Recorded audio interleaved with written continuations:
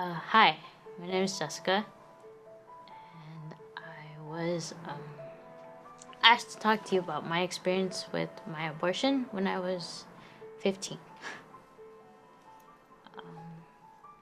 Okay, so it was a month before my quince when I found out I was pregnant, and the abortion happened 2 weeks after my birthday. And my boyfriend at the time didn't know what was gonna happen. He didn't find out until afterwards. My mom's the one that took me, and the reason we decided that was the best choice at the moment was because I was a freshman in high school and I was attending a private school, and pregnancies are not allowed because that goes against everything that we're taught as Catholics. No premarital sex kind of thing. And it was Saturday morning, February 20th, 2009. I was told not to eat anything because it was a procedure, and if I ate something, it could possibly throw up and there'd be complications. We had to be there before 7 in the morning, I believe, if I remember correctly. And they made me fill out a bunch of papers, like if I was going to the clinic. And I remember sitting in the waiting room for hours, for an hour, at least an hour and a half. And I remember my legs shaking because I wanted to leave. But I didn't have enough courage to tell my mom to walk out. So I waited until they called me in, and so that was the waiting room, and inside they ask you a bunch of questions, and they do an ultrasound. And they asked me if I wanted to see the baby, and I had said yes at first, but then I changed my mind because I knew that if I saw the picture, I'd walk out and I wouldn't go through with it, and it seemed like that was the only thing I could do. I had to go through with the abortion because I was already there. So I didn't get to see my baby, and then they put me in a robe and put me in another waiting room with a bunch of other women, with more women waiting as well. And they had the TV on so that you wouldn't think about what you were doing or why you were there. And I could hear my neighbors talking about why they were there and what had happened. And I remember this girl telling me that it was her second one, and I just felt horrible. I didn't want to be there, but I couldn't walk out either. Because that hour wait seemed a lot easier than 9 months of pregnancy and having to deal with what people would think. So I waited, and they finally called me into the actual room,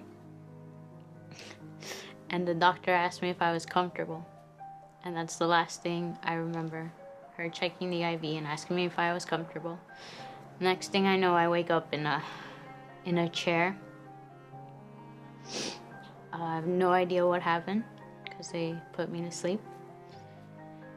And I remember getting up extremely dizzy because the anesthesia hadn't worn off, and I'm struggling to get to the bathroom to try and get dressed so I can leave as fast as possible.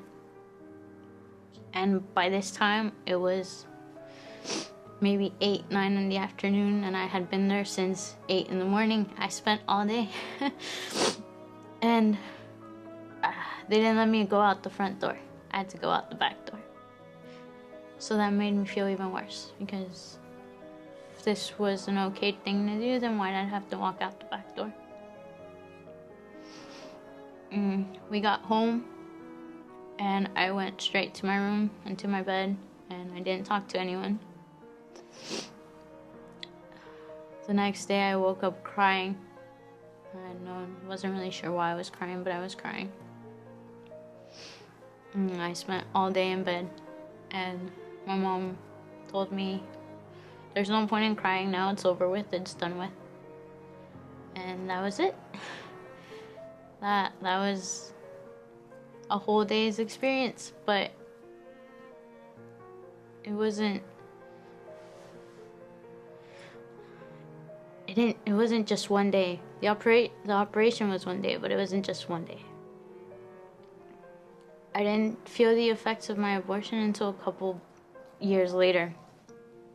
At the time I was 15 when I did the abortion, and I didn't feel it until I was 20 because I got pregnant again. And I definitely knew that I didn't want to have another abortion. But at the same time, inside my heart, I felt like I didn't deserve to have the second baby that I was carrying. And I felt horrible. I didn't tell anyone I was pregnant until I was like 5 months when I couldn't hide it anymore. And I had a boy and I have my son now, but I look at him and I see the baby that I killed years ago, and I still feel sometimes like I don't deserve him. And I have a hard time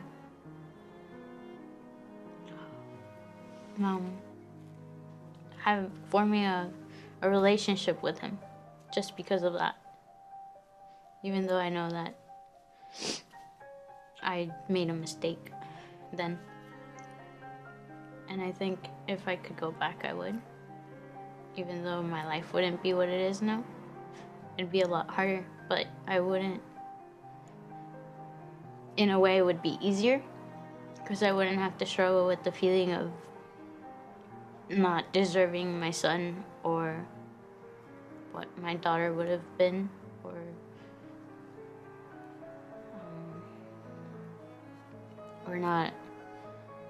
not having trouble forming relationships with people just because of that.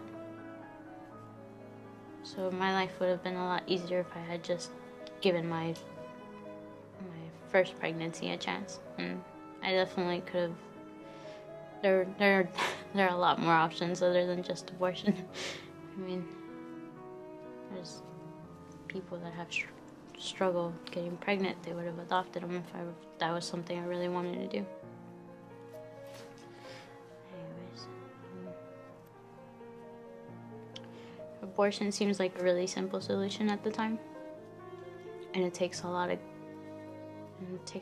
of strength to decide to do something like that, because it's not just a one-time thing. It's a decision that follows you all of your life. But it's not worth it. I look at my son's face and his smile, and I think I could have been experiencing this happiness a long time ago.